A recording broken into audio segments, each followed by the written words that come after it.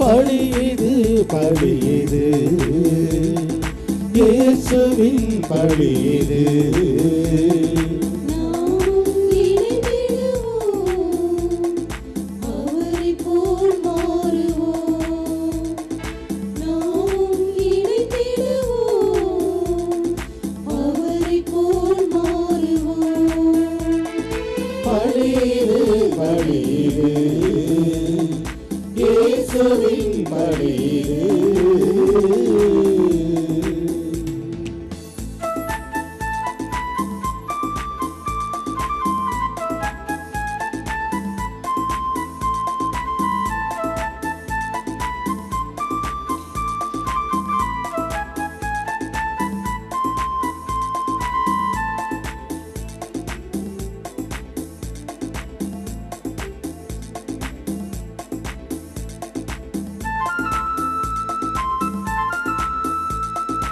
இறைவன் மைந்தனே பழி பொருள் என தன்னை இழந்திடும் பழி இதுவே.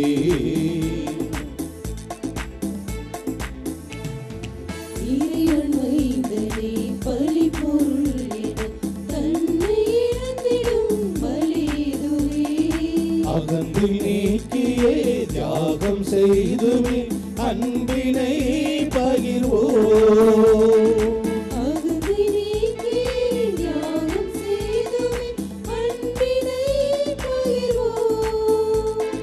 இயேசுவில் வாழ்வோம், இயேசுவாய் வாழ்வோம், இயேசுவில் வாழ்வோம், இயேசுவாய் வாழ்வோம். பலியிடு பலியிடு இயேசுவின் பலியிடு.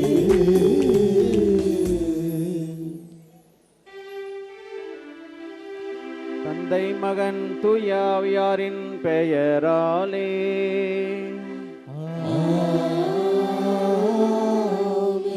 நம் ஆண்டவராகிய இயேசு கிறிஸ்துவின் அருளும் கடவுளின் அன்பும் தூய ஆவியாரின் நட்புறவும் உங்கள் அனைவரோடும் இருப்பதாக.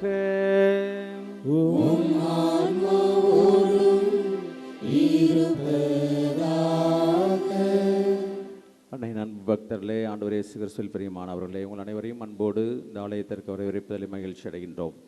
அன்னையின் அன்பு பக்தர்களே, திருப்பலியானது ஆலயத்தில் கூடியிருக்கும் பக்தர்களின் கருத்துக்களுக்காகவும் ஜெயா பிளஸ் தொலைக்காட்சி, திருத்தல இணையதளம் மற்றும் அனைத்து சமூக ஊடகங்களின் வழியாக பங்கெடுக்கும் பக்தர்களின் கருத்துக்களுக்காகவும் இன்றைய நாளில் ஒளிபரப்பிற்கு உதவி செய்த நட்புடையாளர்கள் குடும்ப கருத்துக்களுக்காகவும் நேற்று திருப்பலி எழுதி வைத்தவர்களின் கருத்துக்களுக்காகவும் ஒப்பு கொடுக்கப்படுகிறது.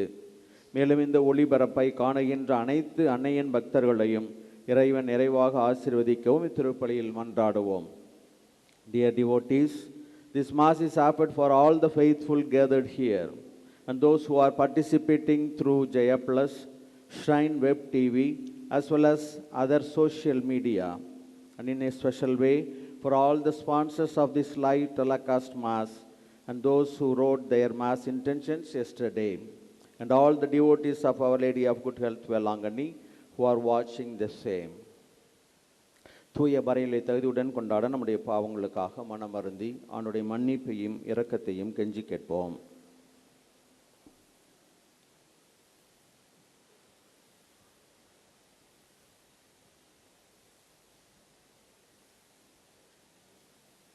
எல்லாம் வல்ல இறைவனிடமும் சகோதர சகோதரிகளே உங்களிடமும் நான் பாவியனை ஏற்றுக்கொள்கின்றேன். ஏனெனில் என் சிந்தனையாலும் சொல்லாலும் செயலாலும் கடமையில் தவறியதாலும் பாவங்கள் பல செய்தேன். என் பாவமே, என் பாவமே, என் பெரும் பாவமே. ஆகையால் எப்பொழுதும் கன்னியான புனித மரியாவையும் வானதூதர் புனிதர் அனைவரையும் சகோதர சகோதரிகளை உங்களையும் நம் இறைவனாகிய ஆண்டவரிடம் எனக்காக வேண்டிக் கொள்ள மன்றாடுகின்றேன். எல்லாம் வல்ல இறைவன் நம் மீது இரக்கம் வைத்து நம் பாவங்களை மன்னித்து நம்மை நிலை வாழ்வுக்கு அழைத்து செல்வாராக. ஆமென்.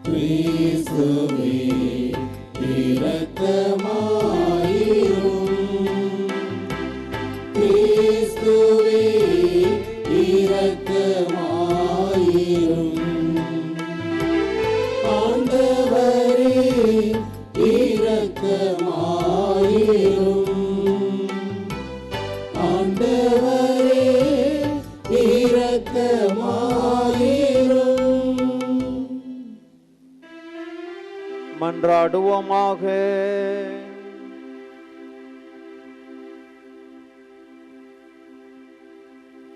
ஆற்றல் மிக்க ஆண்டவரே, ஆயரான புனித அகுஸ்தீனுக்கு நீர் அளித்த உளப்பாங்கை முது திராவையில் புதுப்பித்தருள உம்மை வேண்டுகின்றோ.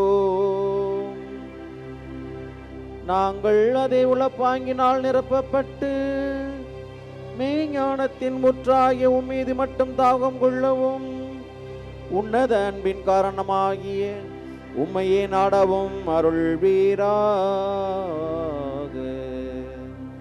உம்மோடு தூயாவியாரின் ஒன்றிப்பில் இறைவனாய் என்றென்றும் வாழ்ந்து ஆட்சி செய்கின்ற எங்கள் ஆண்டவரும் திருமகனுமாகிய இயேசு கிறிஸ்து வழியாக உம்மை மன்றாடுகின்றோ.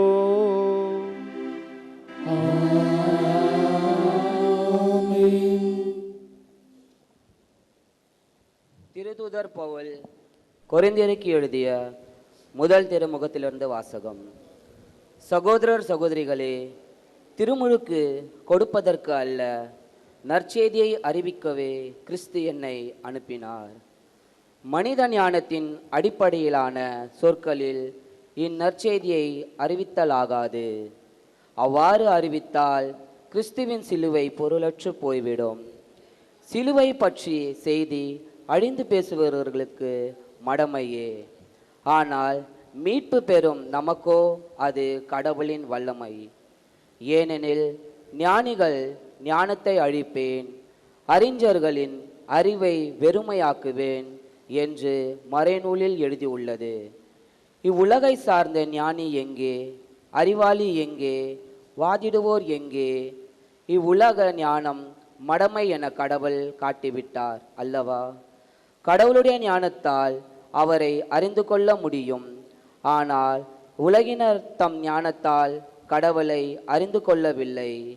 எனவே மடமை என்று கருதப்பட்ட நற்செய்தியை பறைசாற்றியதன் வழியாக நம்பிக்கை கொண்டோரை மீட்க கடவுள் திருவுள்ளம் கொண்டார்.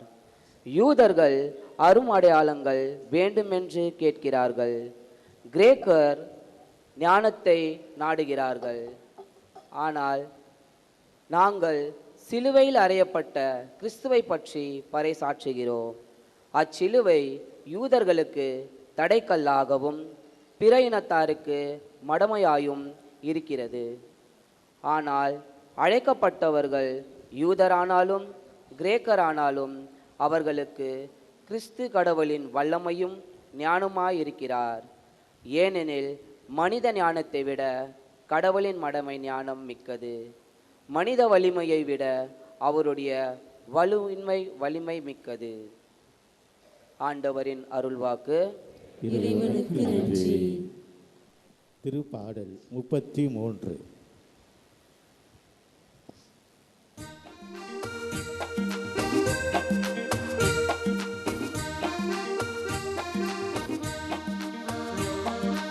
ஆண்டவரின் பேரன்பால் உலகு நிறைந்துள்ளது.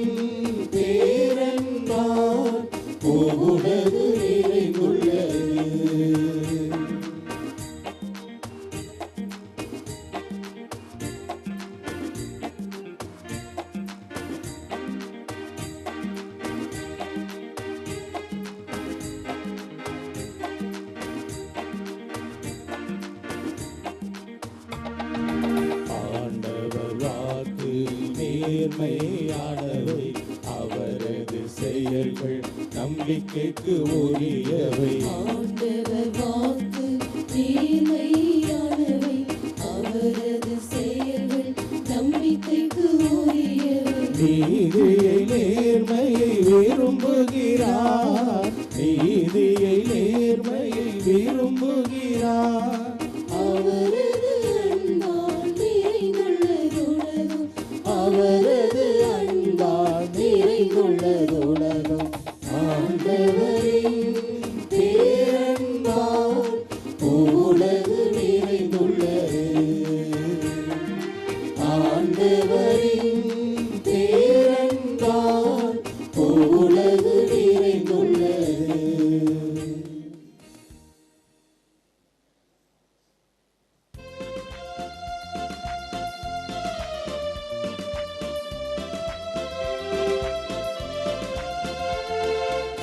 Alleluia, alleluia, alleluia, alleluia, alleluia, alleluia, alleluia, alleluia.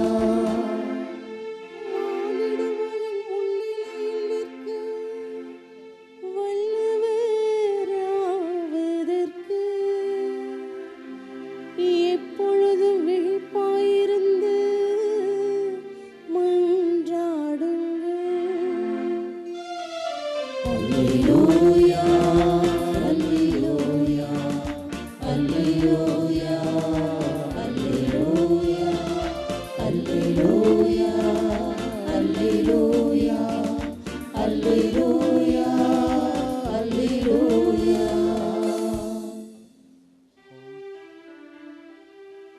ஆண்டவர் உங்களோடு இருப்பாராக. உம் ஆன்மாவோடும் இருப்பாராக. மத்தேயு எழுதிய தூய நற்செய்தியிலிருந்து வாசகம். ஆண்டவரே மாட்சி உமக்கே. அதிகாரம் 25 1 முதல் 13 முடிய ஆண்டவருடைய வாழ்வு தருகின்ற வார்த்தைகள். அக்காலத்தில் இயேசு தம் சீடர்களுக்கு கூறியது, அந்நாளில் விண்ணரசு எவ்வாறு இருக்கும் என்பதை பின்வரும் நிகழ்ச்சி வாயிலாக விளக்கலாம். மணமகனை எதிர்கொள்ள மணமகளின் தோழியர் 10 பேர் தங்கள் விளக்குகளை எடுத்துக்கொண்டு புறப்பட்டு சென்றார்கள். அவர்களுள் 5 பேர் அறிவிலிகள், 5 பேர் முன்மதி உடையவர்கள். அறிவிலிகள் 5 தங்கள் விளக்குகளை எடுத்து சென்றார்கள், ஆனால் தங்களோடு எண்ணெய் எடுத்து செல்லவில்லை. முன்மதியுடையோர் தங்கள் விளக்குகளுடன் களங்களில் எண்ணெயும் எடுத்து சென்றனர். மணமகன் வர காலம் தாழ்த்தவே அனைவரும் தூக்க மயக்கத்தால் உறங்கிவிட்டனர். நள்ளிரவில், இதோ மணமகன் வருகிறார், அவரை எதிர்கொள்ள வாருங்கள் என்ற உரத்த குரல் ஒலித்தது. மணமகளின் தோழியர் எல்லாரும் எழுந்து தங்கள் விளக்குகளை ஒழுங்குபடுத்தினர். அப்போது அறிவெளிகள் முன்மதியுடையோரை பார்த்து, எங்கள் விளக்குகள் அணைந்து கொண்டிருக்கின்றன, உங்கள் எண்ணெயில் எங்களுக்கும் கொடுங்கள் என்றார்கள். முன்மதி உடையவர்கள் மறுமொழியாக, உங்களுக்கும் எங்களுக்கும் எண்ணெய் போதுமான அளவு இராமல் போகலாம். எனவே வணிகரிடம் போய் நீங்கள் வாங்கிக் கொள்ளுவதுதான் நல்லது என்றார்கள். அவர்களும் வாங்க புறப்பட்டு சென்றார்கள். அப்போது மணமகன் வந்துவிட்டார். ஆயத்தமாயிருந்தவர்கள் அவரோடு திருமண மண்டபத்துக்குள் புகுந்தார்கள். கதவும் அடைக்கப்பட்டது. பிறகு மற்ற தோழிகளும் வந்து, ஐயா ஐயா, எங்களுக்கும் கதவை திறந்துவிடும் என்றார்கள். அவர் மறுமொழியாக, உறுதியாக உங்களுக்கு சொல்லுகிறேன், எனக்கு உங்களை தெரியாது என்றார். எனவே விழிப்பாயிருங்கள், ஏனெனில் அவர் வரும் நாளோ வேளையோ உங்களுக்கு தெரியாது. ஆண்டவரின் அருள்வாக்கு. கிறிஸ்துவே உமக்கு புகழ்.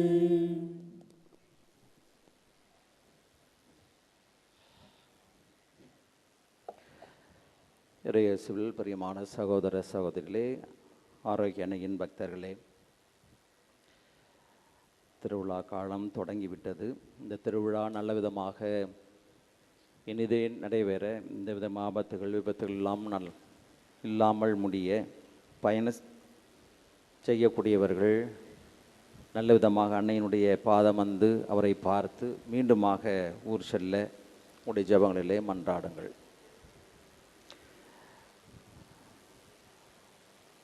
இந்த இறை வார்த்தையின் ஒளியிலே ஒரு சில வார்த்தைகளை உங்களோடு பகிர்ந்து கொள்கிறேன். அதிக நேரம் இல்லை. இது நம்ம ஏற்கனவே நிறைய முறை கேள்வி கேட்டிருக்கக்கூடிய ஒரு உவமை, 10 கன்னியர் உவமை. அதிலே 5 பேர் அறிவிலிகள் என்றும் முன்மதியுடையோர் என்றும் கூறப்பட்டிருப்பதை பார்க்கின்றோம். இறுதியிலே அது எப்படி முடிகிறது என்றால், விழிப்பாயிருங்கள், ஆயத்தமாயிருங்கள். எப்படி மணமகன் வந்தபொழுது அந்த அறிவிலிகள் தயாரிப்பு இல்லாமல் இருந்ததனால் அவரை பார்க்க முடியவில்லை, கதவு அடைக்கப்பட்டு விட்டது. ஒருவேளை ஒரு 50 வருடங்களுக்கு முன்பாக பிறந்தவர்கள் நாம் பார்த்திருக்கலாம். இப்போ வெறும் ரேராக நடக்குது. மாலை திருமணம் அல்லது ஊர்வலம், காரிலே ஓப்பன் காரிலே மணமகளை வைத்து இரவிலே அவர்களை ஊரை சுற்றி அழைத்து வருவார்கள். அப்படித்தான் யூதர்களுடைய திருமணமும் நடைபெற்றிருக்கிறது. மாலையில் இரவு நேரங்களில் நடைபெற்றிருக்கிறது. நம்முடைய கலாச்சாரத்திலே மணமகள் மணமகனுடைய வீட்டுக்கு செல்கின்றாள். ஆனால் அவருடைய கலாச்சாரத்தில், யூத கலாச்சாரத்திலே மணமகன் மணமகளுடைய வீட்டிற்கு சென்றிருக்கின்றார். கொஞ்சம் சர்ப்ரைஸ் கொடுக்கறதுக்காக என்ன செஞ்சுவாராம், காலம் தாழ்த்துவார். அந்த சர்ப்ரைஸிலிருந்து தப்பித்துக் கொள்வதற்காக மணமகள் என்ன செய்வாளாம், தன்னுடைய தோழியரை அனுப்பி அவர்களை தயார் பண்ணி வச்சுட்டா அவங்க செய்தி கொடுத்துருவாங்க, இந்த மாதிரி மணமகன் வருகிறார் என்று. எப்போ நாம் தயாராகி கொள்ளலாம். இதுதான் சூழ்நிலை. இந்த ஒரு சூழ்நிலையை பயன்படுத்தி கொண்டு ஆண்டவர் இந்த ஓமையை அவர்களுக்கு விளக்குகிறார். அது தெரிந்த ஓமை தான். 5 பேர் தயாராக இருந்தார்கள். கைவிளக்கு ஏந்திய காரிகைகள் முன்மதியுடையவராக அங்கே எழுதப்படுவதை நாம் பார்க்கின்றோம். ஏனென்றால் அவர்கள் விளக்கு இருந்தது, திரி இருந்தது, எண்ணெயும் இருந்தது. இதில் சிறப்பு என்ன என்றால், வருவதை முன்பே அறிந்து கொள்கின்றனர். யாரு? இந்த அறிவிலிகள் அல்ல, முன்மதியுடையோ கன்னியர்கள். இவர்கள் வருமுன் காப்போம் திட்டத்திற்கு வாழ்க்கைப்பட்டவர்கள். ஒரு செயல் செய்தால் அதன் எதிர் விளைவு என்ன என்பதை அறிந்தவர்கள் இந்த முன்மதியுடைய கன்னியர்களை நாம் பார்க்கிறோம். தங்களையும் காத்துக்கொள்கின்றனர், அதே நேரத்தில் துன்பத்தில் இருப்பவருக்கும் வழிகாட்டுகின்றனர். அவர்கள் கேட்குறாங்க இல்லையா, எங்களுக்கு கொஞ்சம் எண்ணெய் கொடுங்க. இல்லை நீங்கள் போய் கடையில் வாங்கிட்டு வாங்கன்னு. இவ்வளவு சிறப்பு அம்சங்களையும் கொண்டவர்கள் தான் முன்மதியுடைய கன்னியர்கள் என்று நாம் பார்க்கின்றோம். அறிவிலிகள் என்று சொல்வதை விட முன்மதி அற்றோர் என்று நாம் சொல்லலாம். அவர்களுடைய விளக்கு இருந்தது, திரி இருந்தது, ஆனால் எண்ணெய் இல்லை. எது முக்கியம்?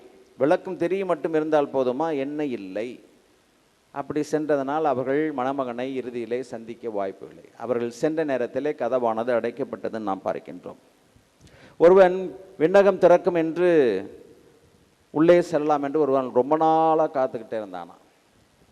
காத்து அந்த களைப்பிலே அவன் உறங்கிவிட்டான். கதவு 1 நிமிடம் திறந்து மீண்டுமாக மூடிக்கொண்டு விட்டது. அந்த நிமிடத்திலே அவன் விண்ணக கதவை அவன் இழந்தான். விண்ணகத்திலே கடவுளோடு இருப்பதை அவன் இழந்தான். 1 நிமிடம். இன்று களைப்பு அல்லது பல்வேறு கவலைகள், இவனால் நாம் முன்மதி உடையவர்களாய் செயல்படுவது இல்லை. உலக செல்வங்கள் நம்மை ஆழ்த்துகின்றன. பலருக்கு பலவிதமான விஷயங்களிலே களைப்பு. ஏன் அப்போஸ்தலர்கள் களைப்படையவில்லையா? இயேசுநாதருடைய மிக முக்கியமான தருணம் கெத்செமனியில் அவர் பாடுபட போகிற நேரம். விழித்திருந்து ஜெபியுங்கள்னு சொன்னார். சோதனைக்கு உட்படாதபடி விழித்திருந்து ஜெபியுங்கள் என்று சொன்னதை நாம் பார்க்கிறோம். அவர்கள் களைப்புற்று இருந்தார்கள். ஆண்டவர் அவர்களை கோவப்படலை, ஆனால் ஜெபியுங்க அப்படின்னு சொல்லிட்டு போவதை நாம் பார்க்கிறோம். மத்தேயு நற்செய்தி 26:41. களைப்பு, சிலருக்கு ஆடியதால் களைப்பு, சிலருக்கு பாடியதால் களைப்பு, சிலருக்கு ஓடியதால் களைப்பு, சிலருக்கு கல்வி கற்றுக் கொடுத்ததால் களைப்பு, சிலருக்கு கல்வி கற்றுக்கொண்டதால் களைப்பு, வேலை செய்ததால் களைப்பு, ஜெபம் செய்ததால் களைப்பு, பசியினால் களைப்பு, பயணத்தினால் களைப்பு. இப்படியாக பல்வேறு களைப்புகள் மனிதனை என்ன செய்ய ஆட்டுவிக்கின்றன. அதிலே இந்த களைப்பினால் என்ன செய்கிறோம் அப்படின்னு சொன்னாக்கா, நாம் கடவுளை விட்டு உலக செல்வங்களிலே உலக மாயைகளிலே மாட்டிக்கொள்கிறோம். அதைத்தான் ஆண்டவர் இங்கே சொல்லி காண்பிக்கின்றார். பிறர் ஃபுல்டென்ஷன் எடுக்கின்றவர் ஒரு நிகழ்வை நமக்கு சொல்லுகிறார். உதாரணமாக உங்களுக்கு எல்லாருக்குமே பொருந்தும். ஒரு பெண் ஏறக்குறைய 7 மணிக்கு எழுந்திருக்கின்றாள், 6:30 மணிக்கு எழுந்திருக்கின்றாள் வழக்கமாக. ஆனால் அதே பெண் தனக்கு கல்யாணமாக போகிறது, திருமணமாக போகிறது என்பதை அறிந்த பொழுது அவரை 4 மணிக்கு 3 மணிக்கு எழுந்திராள். எப்படி, ஏன் எழுந்திருக்கிறாள்? அவரை கேள்வி வைக்கிறார். ஃபுல் டென்ஷன் சொல்லிட்டு அவரே சொல்றார், அந்த மணமகனை சந்திக்க போகிறோம் என்கின்ற அந்த மகிழ்ச்சி தான் அவளுடைய களைப்பை அவளிடமிருந்து போக்கியது. மணமகனை காண்பதற்கும் மணவனோடு வாழ்வதற்கும் இருந்த அந்த மகிழ்ச்சி அவளை விரைவாகவே தூக்கத்திலிருந்து கிளப்புகிறது அப்படின்னு சொல்லி பேராயர் ஃபுல் டென்ஷன் சொல்வார். அதுதான் அந்த மகிழ்ச்சி. நாம் கடவுளோடு இணைய வேண்டும், கடவுளை பார்க்க வேண்டும் என்ற மகிழ்ச்சி இந்த உலகத்திலே நம்மை விளக்குகிறது. பல்வேறு காரணங்களால் நாம் கடவுளை பின்னிறுத்தி பல்வேறு விஷயங்களை நாம் முன்னிறுத்தி விடுகிறோம் என்று நாம் பார்க்கிறோம். இவ்வாறு நமக்குள் இறைவனோடு என்றும் வாழ நான் அவருக்காக காத்திருக்க வேண்டும் என்றும் எண்ணம் இருக்குமானால் அந்த எண்ணம் நமது களைப்பை நிச்சயமாக போக்கும். நாமக்கல் கவிஞர் இப்படியாக ஒரு கவிதை எழுதியிருக்கின்றார், எல்லோருக்குமே பொருந்தும். நாளும் கிழமை என்று நல்லவர் உரைத்தாலும், இன்னைக்கு நாளும் கிழமைங்க அப்படின்னு சொல்லி நல்லவர் உரைத்தாலும், நாளைக்கு ஆகட்டும் வேலை அதிகம் என்பாய். நாளைக்கு பார்த்துக்கலாம், நாளைக்கு ஆகட்டும் வேலை அதிகம் என்பாய்.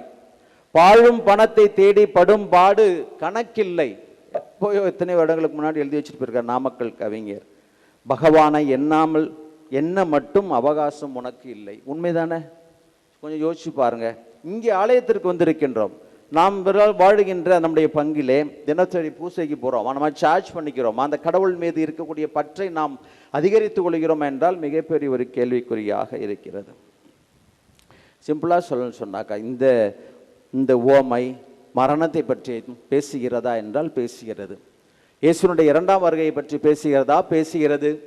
தீர்ப்பை பற்றி பேசுகிறதா? தீர்ப்பை பற்றி பேசுகிறது. தனித்தீர்வை பற்றி பேசுகிறது. பொது தீர்வை பற்றி பேசுகிறதா? இவ்வளவு விஷயங்கள் அந்த உள்ளார் அடங்கி இருக்கிறது. அது வார்த்தைகள் அங்கே இல்லை, ஆனால் இலைமறை காயாக இவ்வளவு விஷயங்கள் அங்கே இருக்கிறது. நீங்கள் எவ்வளவுதான் இந்த உலகத்திலே எவ்வளவு செல்வத்தோடும் பொருளோடும் பதவியோடும் பட்டங்களோடும் வாழ்ந்தாலும் இறுதியிலே சந்திக்க வேண்டியவர் கடவுள் தான். அதைத்தான் அங்கே அப்படி வித்தியாசமாக போட்டிருக்கிறாங்க. நேற்று வேறு விதமாக ஒரு ஓமையிலே சொன்னார், திருடன் வருவது போல நான் வருவேன் என்று சொல்லுகிறார். இன்னொரு இடத்திலே எஜமானனை போல நான் வருவேன், என்னுடைய ஆதாரங்களை என்னுடைய செல்வங்களை எல்லாம் மேற்பார்வையிடம் ஒப்படைத்து விட்டு அவன் எதிர்பாராத நேரத்தில் வரக்கூடிய ஒரு செல்வந்தனை போல வருவேன் என்று சொல்லப்பட்டிருக்கும். ஆனால் இன்று அதே கருத்தானது வேறு ஒரு ஓமையாக அறிவிழிகள் அறிவற்றவர்கள் என்ற கன்னியர்களுடைய ஓமையை கொண்டு அவர் சொல்வதை நாம் பார்க்கின்றோம். குந்தர் கிளம்பனூர் அப்படிங்கிறவர் என்ன சொல்கிறாருன்னு சொன்னாக்கா, அவருடைய ரிலீஜியஸ் லீடர் ஜெர்மனியிலே இருந்தவர், வெஸ்ட் ஜெர்மனியில். அவர் தன்னுடைய ஸ்டூடர்கள் ஏறக்குறைய 625 பேரை பேட்டி கண்டார். என்ன பேட்டி கண்டார் தெரியுமா? இன்று இந்த நிமிடத்திலிருந்து ஒரு நாளைக்குள்ளார நீங்கள் இறந்து போகிறீர்கள் அப்படின்னு சொன்னால் என்ன செய்வீங்க அப்படின்னு தன்னுடைய மாணாக்கர்களிடம் அவர் கேட்டார்.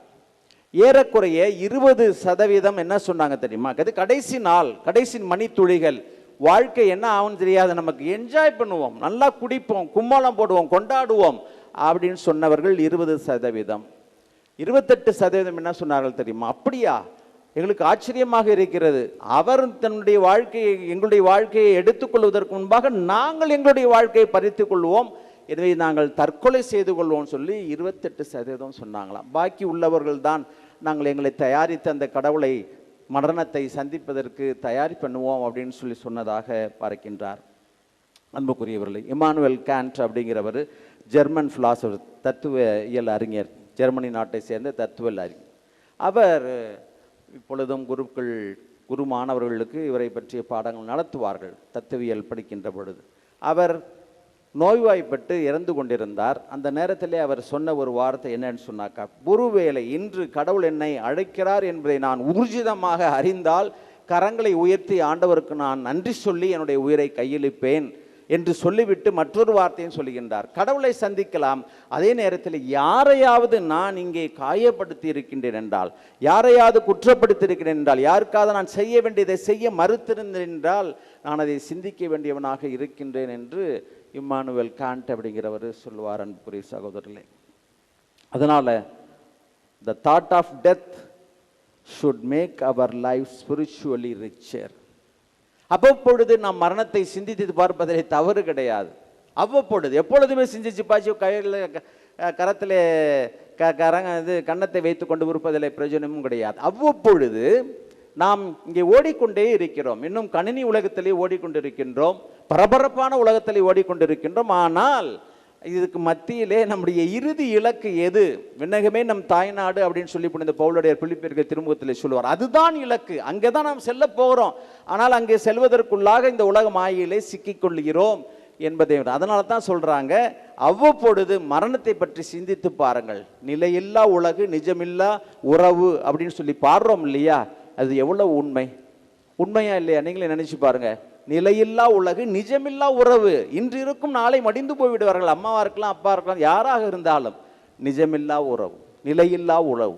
அதனால பார்த்துங்க, நிரந்தரம் நிரந்தரம் நீயே நிரந்தரம்னு பாடுறோம். பாடுவது எளிது, ஈஸி. ஆனால் அதை உண்மையிலே உணர்ந்திருக்கிறோமா? இதெல்லாம் நாம் சேர்த்து வைக்கக்கூடிய பொருட்கள், நாம் அலைந்து கொண்டிருக்கின்றது புகழ், பட்டம், இதெல்லாம் நிரந்தரம் கிடையாது. கடவுள் மட்டும்தான் நிரந்தரம் அப்படிங்கிறத நாம் உணர்ந்திருக்கிறோமா? அழகாக நாம் பாடுகிறோம், ராகத்தோடு பாடுகிறோம். ஆனால் அதனுடைய கருத்தை நாம் உணர்ந்து பாடுவது, அது உணர்ந்து பாடினோம் என்றால் இந்த உள்ளத்தை பாதித்திருக்கு, நம்முடைய வாழ்க்கையை அது நிச்சயமாக ஆழப்படுத்தும் என்பதிலே இல்லை. எனவே அன்புக்குரிய சகோதரர்களே, கடவுள் என்னும் எண்ணெய் நம்முடைய விளக்கிலே, வாழ்க்கை என்கின்ற விளக்கிலே பல்வேறு விஷயங்களை நாம் ஊற்றுறோம். ஆனால் கடவுள் என்னும் இல்லை எண்ணெய், கடவுளுடைய கிருபை என்னும் எண்ணெய் நம்முடைய வாழ்க்கையில இல்லை என்றால் அந்த எண்ணெய், இந்த விளக்கானது மங்கி போகும். அதனால் பயன் கிடையாது. கடவுள் என்கின்ற விளக்கை விட்டு விடாதீர்கள், கடவுள் என்கின்ற எண்ணெயை விட்டு விடாதீர்கள், கடவுள் தருகின்ற அருளை விட்டு விடாதீர்கள் என்பதை நீங்கள் மனதிலே பூர்த்தி கொள்ள வேண்டும். இன்றைய நாளிலே அன்னையாம் திரு அவையானது புனித அகுஸ்தினார் அப்படிங்கிற ஒரு மறை வல்லுனர் ஆயருடைய திருநாளை கொண்டாடுகிறது. ஒரு அயோக்கியன் புனிதனாக முடியுமா என்று சொன்னால் அதற்கு ஒரு உதாரணம் யாருன்னு சொன்னாக்கா புனித அகுஸ்தினார் தான் நாம் பார்க்கின்றோம்.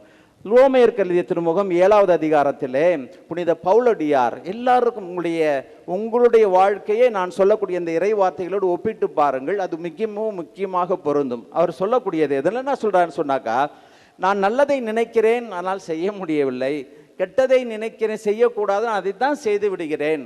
இறைவா, நான் கடலிலே தத்தளிக்கின்ற துரும்பை போல அலைக்கழிக்கப்படுகிறேன். இறைவா, நான் எங்கு செல்வேன்? இந்த துன்ப காலத்திலிருந்து என்னை நிச்சயமாக நீரை மட்டுமே காப்பாற்ற முடியும் அப்படின்னு சொல்லுவார். வாசி பாருங்க 7வது அதிகாரம். நான் எதை விரும்புகிறேனோ அதை நான் செய்யவில்லை, எதை வெறுக்கிறேனோ அதையே செய்கிறேன். எனக்கு விருப்பம் இல்லாத இதை நான் செய்தால் சட்டம் நல்லது என ஏற்றுக்கொள்கிறேன். நன்மை செய்யும் விருப்பம் என்னிடம் இல்லாமல் இல்லை, அதை செய்யத்தான் முடியவில்லை. நான் விரும்பும் நன்மையை செய்வதில்லை, விரும்பாத தீமையே செய்கிறேன். அப்படி என்றால் நான் எதை விரும்பவில்லையோ அதையே செய்கிறேன் அப்படின்னு சொல்லிட்டு கடைசியில் சொல்றாரு, ஆழ்துயரில் மூழ்கியுள்ள மனிதன் நான், சாவியின் பிடியில் உள்ள இந்த உடலினின்று என்னை விடுவிப்பவர் யார்? நம் ஆண்டவராகிய இயேசு கிறிஸ்துவின் வழியாய் கடவுளுக்கு நன்றி. ஏன்னு சொன்னா கடைசியில அவருடைய வாழ்க்கையை நான் ஷார்ட்டா சொல்லி விடுறேன். அவர் சின்ன வயசுல ஏறக்குறைய 16-17 வயசு வரைக்கும் நன்றாக வளர்க்கப்பட்டார். கிறிஸ்தவ பின்னணியிலே வளர்ந்த ஒரு மனிதர் தான்.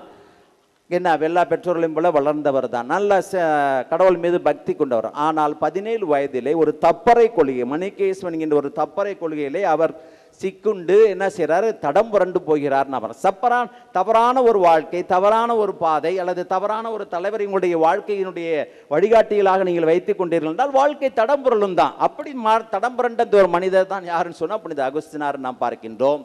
நல்லா குடிச்சிருக்கிறாருங்க. இன்னொரு விஷயத்தை முக்கியமாக சொல்லணும், அதை மறந்து விட்டேன். Confessions of Augustine. நாமெல்லாம் இந்த புனித தலத்திற்கு வந்திருக்கின்றோம். கன்ஃபெஷன்ஸ் ஆஃப் அகஸ்டின் ஒரு நூலை எழுதியிருக்கின்றார். அந்த நூல் எதை பற்றி அப்படின்னு சொன்னாக்க தன்னுடைய பாவங்களை அறிக்கையிட்டிருக்கிறார். நாம் தனிமையிலே இருக்கக்கூடிய குருவானவனை சென்று பாவங்களை அறிக்கையிடுவதற்குள்ள யோசிக்கிறோம், தயங்குகிறோம். இவர் போய் என்ன ஆகும், என்ன கடவுள்தான் நேரம். அந்த மனிதர், இந்த மனிதர் என்று நாம் சொல்ல வேண்டும், மிகப்பெரிய ஒரு பாவியாக இருந்தவர். திருமணம் செய்து கொள்ளாமலேயே பல பெண்களோடு ஜாலியாக இருந்தவர். நான் சொல்லவில்லை, படித்து பாருங்கள் அவருடைய நூலை, கன்ஃபெஷன்ஸ் ஆஃப் அகஸ்டின் சொல்லி. அந்த நூலை ஆங்கிலத்தில் இருக்குது, தமிழில் மொழிபெயர்த்திருக்கிறான்னு எனக்கு தெரியவில்லை. தடம்புரண்ட ஒரு மனிதர், மணிகேசவன் என்ற கொள்கைகளை, தப்பறை கொள்கைகளை 9 வருடங்கள் உடன்றவர். என்னால் ஒரு நாள் அவருக்கு கேட்கிறார், எடுத்து வாசி எடுத்து வாசி எடுத்து வாசி அப்படிங்கிற குரலானது ஒழித்து கொண்டே இருக்க ரோமியர்களின் திருமுகம் 13வது அதிகாரத்தை எடுத்து வாசிக்கிறார். நீ இருளிலே நடப்பதை போல நடந்து கொண்டிருக்கின்றார், பகலிலே நடப்பவன் போல நட என்று சொல்லி இந்த வார்த்தை வருகிறது.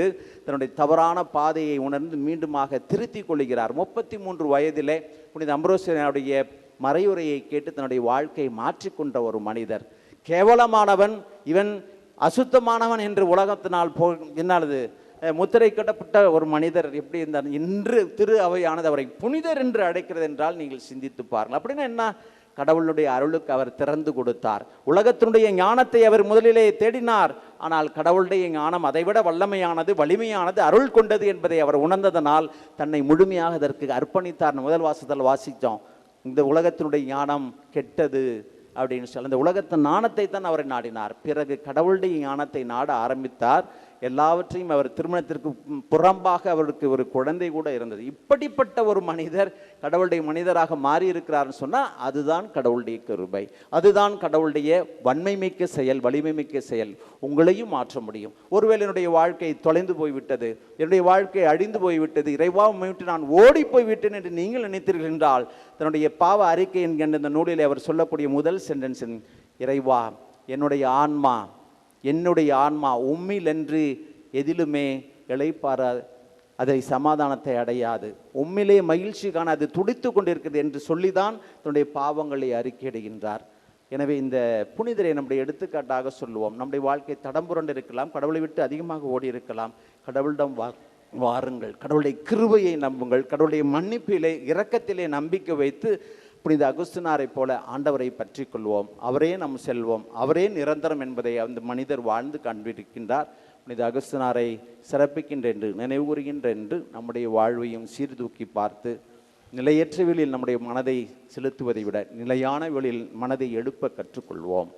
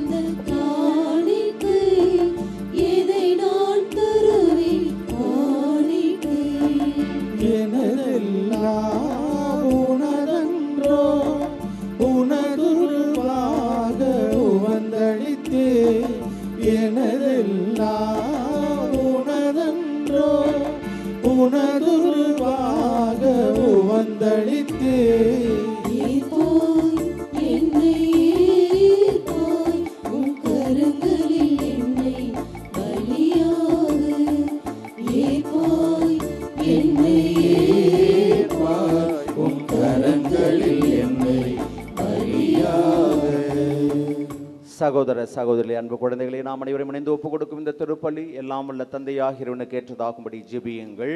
ஆண்டவர் தமது பெயரின் புகழ்ச்சிக்காகவும் ஆட்சிக்காகவும் நமது நன்மைக்காகவும் புனித திரு அவை அனைத்து நலனுக்காகவும் உமது கையிலிருந்து இப்பலியை ஏற்றுக்கொள்வாராக. அருள் உருவாகிய இறைவா, புனித அகுஸ்தினாரின் திருவிழாவை கொண்டாடும் இந்த நாளில் நாங்கள் ஒப்புக் கொடுக்கும் காணிக்கைகள் மனமாற்றத்திற்கு உதவுவதாக. உலக ஞானத்தை விட உமது ஞானத்தை நாங்கள் பின்பற்றவும் உமக்கு பிரமாணிக்கமாக இருக்கும் எங்களுக்கு இது உதவுவதாக. எங்கள் ஆண்டவராகிய கிறிஸ்து வழியாக உம்மை மன்றாடுகின்றோம்.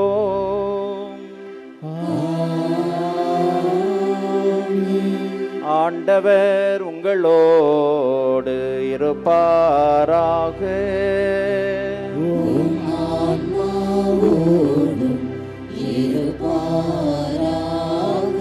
இதயங்களை மேலே எழுப்புங்கள்.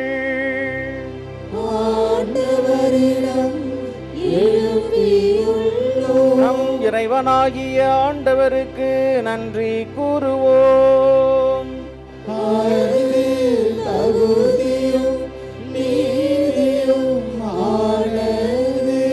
ஆண்டவரே, தூயவரான தந்தையே, என்றும் உள்ள எல்லாம் உள்ள இறைவா, எங்கள் ஆண்டவராகிய கிறிஸ்து வழியாக எந்நாளும் எவ்விடத்திலும் நாங்கள் உமக்கு நன்றி செலுத்துவது மெய்யாகவே தகுதியும் நீதியும் ஆகும். எங்கள் கடமையும் மீட்புக்குரிய செயலுமாகும். ஏனெனில் உம் புனிதர்களின் வியத்தகு சாட்சியத்தால் உமது திரு அவை என்றும் புதிய ஆற்றல் பெற்று வளமடைகின்றது. இவ்வாறு எங்கள் மீது நேர்கொண்டிருக்கும் பரிவன்பை தெள்ளத் தெளிவாக காட்டுகின்றீர். மேலும் எங்களது மீட்பின் மறை நிகழ்வை நாங்கள் நிறைவேற்றுவதில் அப்புனிதர்களின் சிறப்பு மிக்க எடுத்துக்காட்டால் தூண்டப் பெற்று அவர்களது தகுந்த பரிந்துரையால் என்றும் ஊக்கம் பெறவும் அருளுகின்றீர். ஆகவே ஆண்டவரே, வான தூதர் புனிதர் அனைவரோடும் நாங்களும் சேர்ந்து உமது பெருமையை பறைசாற்றி அக்களிப்புடன் பாடுவதாவது: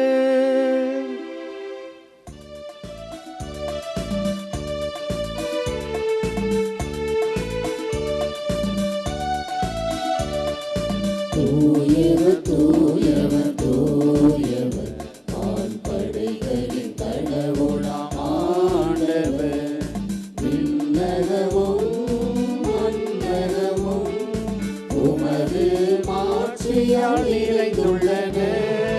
உன்னதங்களிலே ஓசன்னா, உன்னதங்களிலே ஓசன்னா. ஆண்டவர் பெயரால் வருகிறவர் ஆசி பெற்றவர். உன்னதங்களிலே ஓசன்னா, உன்னதங்களிலே ஓசன்னா, உன்னதங்களிலே ஓசன்னா, ஓசன்னா, ஓசன்னா, ஓசன்னா.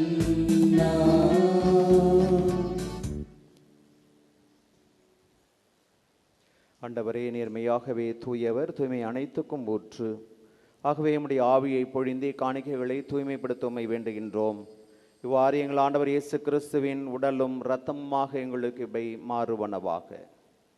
அவர் பாடுபட உளம் கனிந்து தம்மை கையளித்த போது அப்பத்தை எடுத்து உமக்கு நன்றி செலுத்தி அதை பிட்டு தம் சீடர்களுக்கு அளித்து அவர் கூறியதாவது: அனைவரும் இதிலிருந்து பெற்று உண்ணுங்கள், ஏனெனில் இது உங்களுக்காக கையளிக்கப்படும் என் உடல்.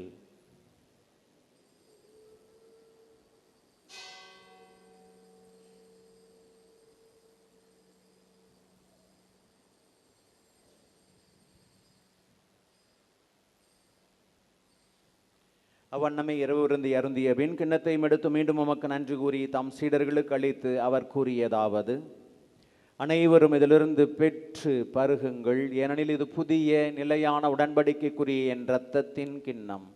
இது பாவ மன்னிப்புக்கென்று உங்களுக்காகவும் பலருக்காகவும் சிந்தப்படும். இதை என் நினைவாக செய்யுங்கள்.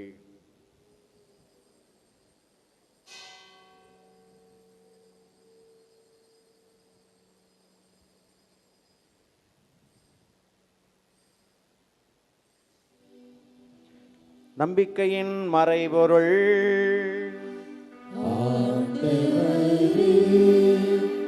நீர் வருமளவும் உமது இறப்பினை அறிக்கையிடுகின்றோம், உமது உயிர்ப்பினையும் எடுத்துரைக்கின்றோம். ஆகவே ஆண்டவரே, நாங்கள் கிறிஸ்துவின் இறப்பினையும் உயிர்ப்பினையும் நினைவு கூர்ந்து வாழ்வு தரும் அப்பத்தையும் மீட்பளிக்கும் கிண்ணத்தையும் உமக்கு ஒப்புக் கொடுக்கின்றோம். உம் திருமுனின்று மக்கு ஊழியம் புரிய தகுந்தவர்கள் என எங்களை ஏற்றுக்கொண்டீர். எனவே உமக்கு நன்றி செலுத்துகின்றோம். மேலும் கிறிஸ்துவின் உடலிலும் இரத்தத்திலும் பங்கு கொள்ளும் எங்களை தூய ஆவியார் ஒன்று சேர்க்க வேண்டும் என உம்மை தாழ்மையுடன் மன்றாடுகின்றோம். ஆண்டவரே, உலகெங்கும் பரவியிருக்கும் அது திரு அவையை நினைவு கூர்ந்தருளும். எங்கள் திருத்தந்தை லியோ, எங்கள் ஆயர் சகாயராஜ், எல்லா திருநிலையினர் ஆகிய அனைவரோடும் உமது திரு அவை அன்பில் நிறைவு பெறச் செய்தருளும். மேலும் உயிர் தெழும் எதிர்நோக்குடன் துயில் கொள்ளும் எங்கள் சகோதரர் சகோதரிகளையும் இறந்தோர் அனைவரையும் இரக்கத்துடன் நினைவு கூர்ந்து முது திருமுக ஒளியினுள் ஏற்றருளும். எங்கள் அனைவர் மீதும் இரக்கமாயிரும்.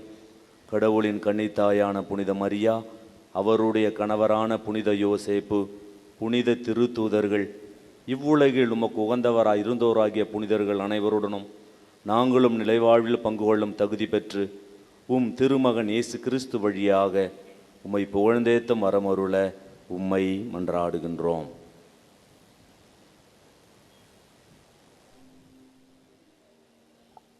இவர் வழியாக இவரோடு இவரில் எல்லாம் வல்ல இறைவனாகிய தந்தையே, தூயாவியாரின் ஒன்றிப்பில் எல்லா புகழும் ஆட்சியும் என்றென்றும் உமக்கு உரியதே.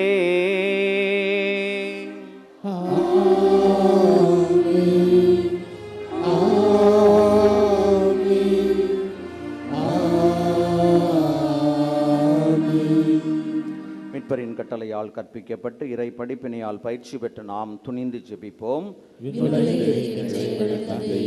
உமது பெயர் தூயது என போற்ற பெறுக. உமது ஆட்சி வருக. உமது திருவுளம் விண்ணுலகில் நிறைவேறுவது போல மண்ணுலகிலும் நிறைவேறுக. எங்கள் அன்றாட உணவை இன்று எங்களுக்கு தாரும்.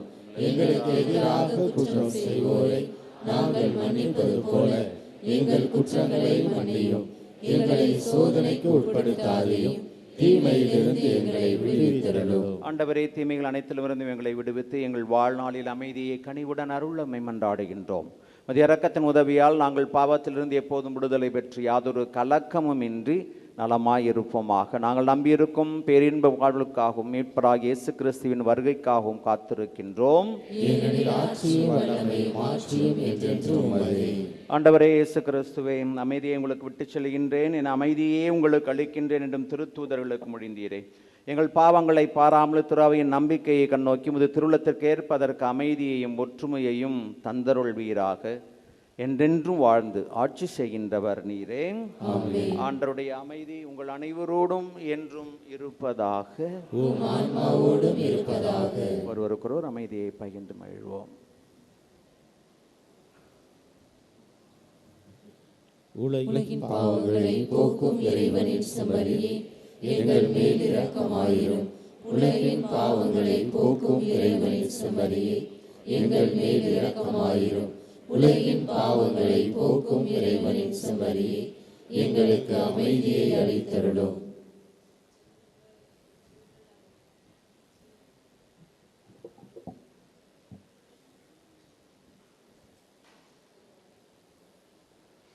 இதோ இறைவனின் செம்மறி, இந்த உலகின் பாவங்களை போக்குகின்றவர். அவரை சந்திக்க நாம் விழிப்பாயிருக்கவும், இந்த உலக ஞானத்தை விட அவருடைய ஞானத்தை நம்பவும், புனித வாழ்வுக்கும் அழைப்பு உடைக்கின்ற அன்பு இறைவன் இவரை. இவருடைய திருவிருந்திற்கு அழைக்கப்பட்டுள்ள நாம் அனைவரும் பேறு பெற்றவர்கள். ஆனால் ஒரு வார்த்தை மட்டும் சொல்லி அருளும், எனது ஆன்மா நலமடையும்.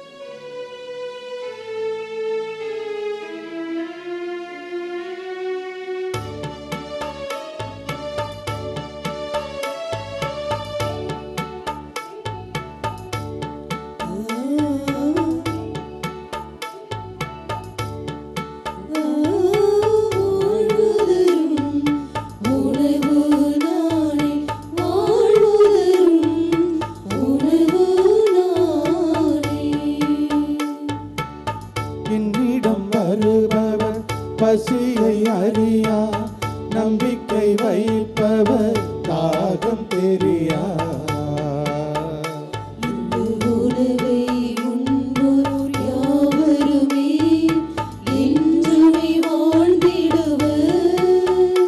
இந்த உணவை உண்போர் யாவருமே என்றுமே வாழ்ந்திடுவர்.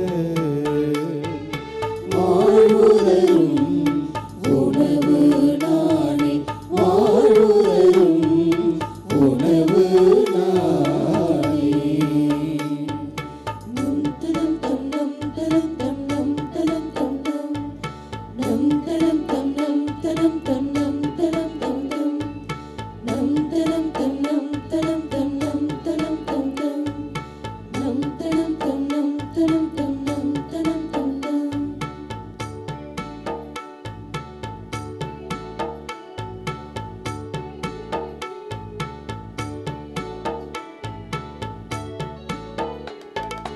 ஓடி நின்று இறங்கி வந்து உணவு நானே. வானில் நின்று இறங்கி வந்த உணவு நானே. என் உடலே உணவு, இரத்தமே வானம். உடலை உண்பீ, இரத்தத்தை குடிப்பீ. அழிந்து போகும் உணவுக்காக உழைக்க வேண்டாம், உழைக்க வேண்டாம். இறையான வாழ்வுதரும் உணவுக்கு உழையுங்கள். வாழ்வுதரும் உணவு நானே, வாழ்வுதரும் உணவு நானே. வருவாங்க. நன்றி கூறி மன்றாடுவோமாக.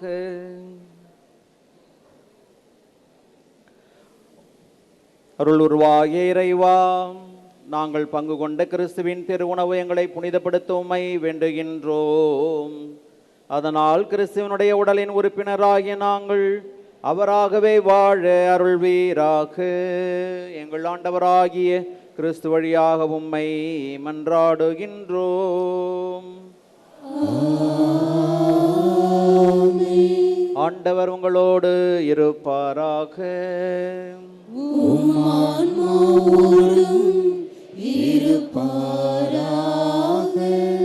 வேளாங்கண்ணி புனித ஆரோக்கிய அன்னையின் பரிந்துரையில் இறையாசிர் பெற தலைவணங்கி உருக்கமுடன் மன்றாடுவோம். ஆற்றலும் அன்பு மிகுந்த நம் ஆண்டவர் இயேசுவை கையிலேந்தி காலமெல்லாம் கடலோரம் காத்திருக்கும் புனித ஆரோக்கிய அன்னையின் பரிந்துரையில் இறைவன் தாமே இப்பேராலயத்தில் கூடியிருக்கும் உங்களையும் இணையதளம் மற்றும் சமூக ஊடகங்கள் வழியாக பங்கேற்கும் அனைவரையும் ஆசீர்வதிப்பாராக.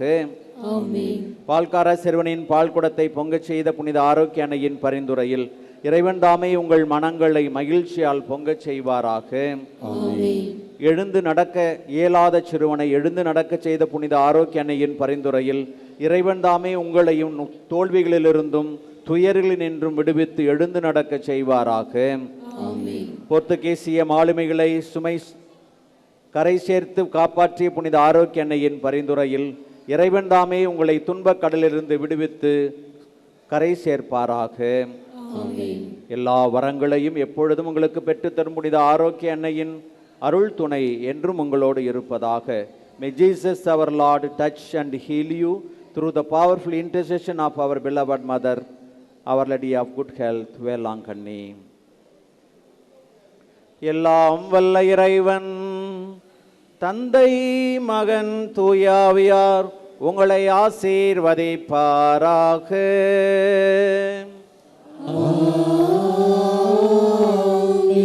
சென்று வாருங்கள், திருப்பலி நிறைவேறிற்று. இறைவனுக்கு